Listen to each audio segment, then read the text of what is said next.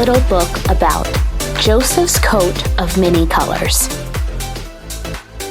Long ago, in the land of Canaan, lived a man named Jacob. He had many animals.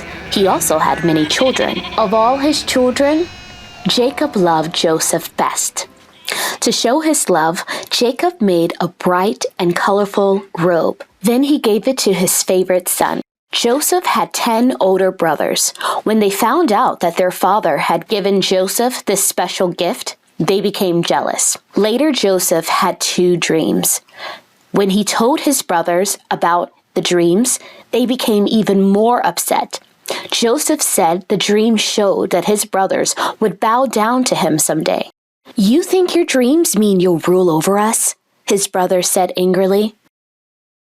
Soon after Joseph had these dreams, the brothers had to go take care of the animals in the field. They were gone for a long time. Jacob told Joseph, "Go see if your brothers and the flock are okay." When the brothers saw Joseph walking toward them wearing his robe, they got angry all over again. They ripped off Joseph's robe and threw him into an empty pit. Later, a group of traders passed by their flock. One brother said, "Let's sell our brother to these traders. We will get money and he will live." So the brothers pulled Joseph out of the pit and sold him to the traders for money. They returned home and tricked Jacob into thinking that Joseph had been killed by a wild animal. Meanwhile, the traders sold Joseph as a slave in Egypt, but God was watching over him. A man named Potiphar bought Joseph and put him in charge of everything he owned. Then, one day, Joseph was blamed for something he didn't do. Potiphar did not believe Joseph. In fact, Potiphar was so angry that he had Joseph thrown into Pharaoh's prison. Joseph shared a cell with 2 men who had been the Pharaoh's baker and chief cupbearer. During that time, the cupbearer had a dream. Joseph explained the dream to him. What Joseph said came true. Soon Pharaoh forgave the cupbearer and returned him to his palace job. Joseph spent 2 more years in jail, but God took care of him there. One night, Pharaoh had 2 dreams that troubled him. He could not find anyone to explain his dreams. Then the cupbearer remembered Joseph. Pharaoh sent for Joseph and had him listen to the dreams. "Both dreams mean the same thing, Pharaoh," Joseph said. "God has told you what will happen. There will be 7 good years. Crops will grow and food will be plentiful. Then there will be 7 bad years. The land will be dry and no food will grow. Everyone will be hungry." Joseph suggested that Pharaoh choose a wise man to collect food during the good years. The stored food would feed the people of Egypt during the bad years.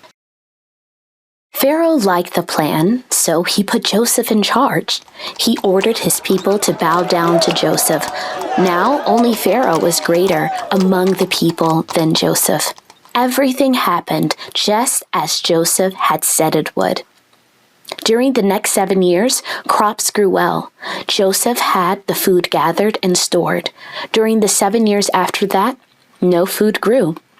People cried from hunger in every country, but there was bread throughout Egypt. "Go to Joseph," Pharaoh told his people. "Do what he says." Joseph opened the storehouses. Back in Canaan, Jacob and his family needed food too. He sent his sons to Egypt to buy grain. He kept his youngest son Benjamin at home. The brothers came to Joseph and bowed down. They did not recognize him, but Joseph recognized them. He pretended not to know them and asked who they were. "We are honest men from Canaan. We are 12 sons of one man. The youngest is with our father. One brother is no more." Joseph had a plan. He said they were spies and sent them to prison for 3 days. When they were allowed to go home, Joseph said that they had to bring Benjamin back to prove they were telling the truth. Jacob did not want to send Benjamin, but when the grain ran out, he realized he had to let Benjamin go. The brothers returned to Joseph. Joseph had some sacks of grain prepared for his brothers. He also had his servants hide a silver cup in Benjamin's sack. The brothers started on their way home. Joseph sent guards to catch up with them. The guards searched the sacks and found the silver cup. The brothers fell on the ground before Joseph and begged him to let them go. Joseph agreed to let everyone go except Benjamin. "The boy's father will die without him," cried the brothers. Joseph couldn't keep the secret any longer. He told them who he was. "Do not worry," Joseph told his troubled brothers.